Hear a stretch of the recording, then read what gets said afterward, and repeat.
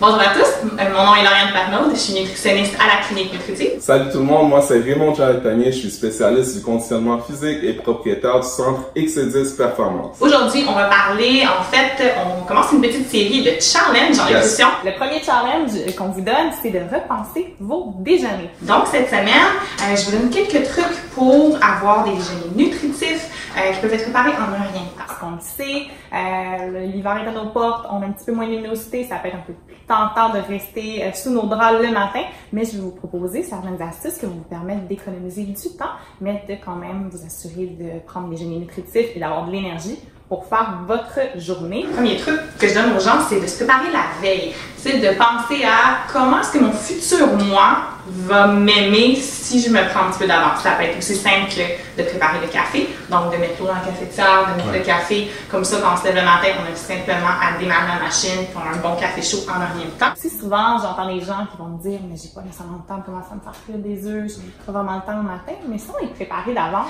Tu sais, comme par exemple, vous voyez, juste ici, j'ai déjà du fromage râpé. Je les ai pas coupés, mais par exemple, on aurait pu trancher des poivrons, prendre des légumes déjà tranchés ou prendre des champignons. Puis par la suite, on peut créer une omelette super nutritive en quelques minutes. Vous connaissez probablement la tendance des gruaux froids qu'on appelle en anglais overnight oats. Yes. Vraiment génial, surtout si on va s'entraîner le matin, si on se lève tôt, si on se lève un petit peu à la course, c'est le genre de déjeuner super bon qui peut être préparé la veille. Donc dans le fond, vous allez voir ici, j'ai un petit gruau déjeuner végétalien aux framboises. Vous pourriez par exemple décider de changer la boisson de soya par du lait régulier ou par la boisson d'avoine si vous décidez de substituer. On va commencer avec environ un tiers de tasse d'avoine. Ici, vous allez voir, j'ai pris de l'avoine à gros flocons. Donc, on y va à peu près avec un tiers de tasse. Sans te couper, c'est quoi la différence entre de l'avoine à gros flocons ou des petits flocons? Dans le fond, c'est que l'avoine à gros flocons va généralement, ça dans ce cas-ci, on ne fait pas cuire, mais c'est un petit peu plus de trempage.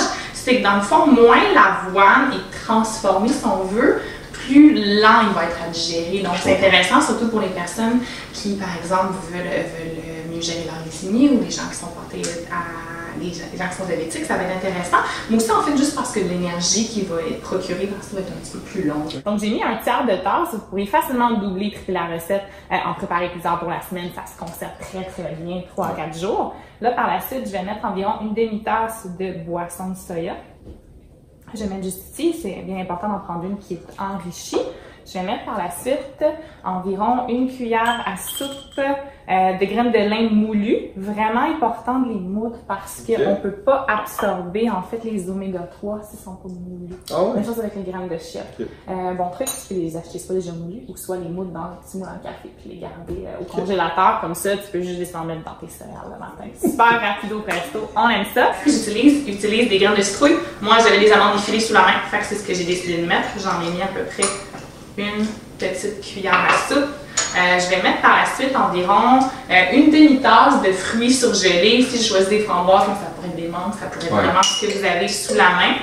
C'est intéressant de prendre des fruits surgelés parce que c'est aussi nutritif que des fruits frais, beaucoup plus abordables, beaucoup plus facile à se procurer en hiver ou quand la saison n'est pas nécessairement optimale. Par la suite, c'est là que vous pouvez vraiment être créatif et mettre la garniture de votre choix. Moi, dans ce cas-ci, j'aime beaucoup la noix de coco, donc j'ai décidé d'en ajouter un petit peu au mélange.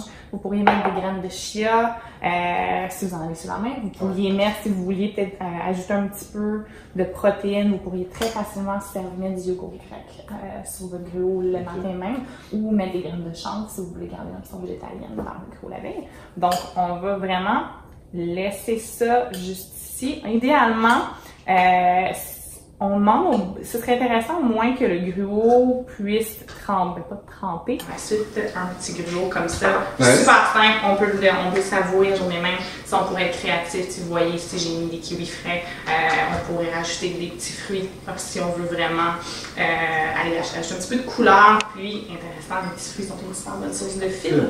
Donc, un autre bon truc pour nous rassasier un petit peu plus longtemps. Donc, la clé, au fond, c'est la préparation, l'organisation. Exactement, parce que préparer un gros foie comme ça peut prendre environ 5 minutes. C'est pas beaucoup plus long de doubler la recette, mais on s'économise 5 ou 10 minutes chaque matin. Ça peut faire une différence, surtout si on n'a pas l'habitude de ne pas déjeuner. Ça peut être une super bonne façon de passer.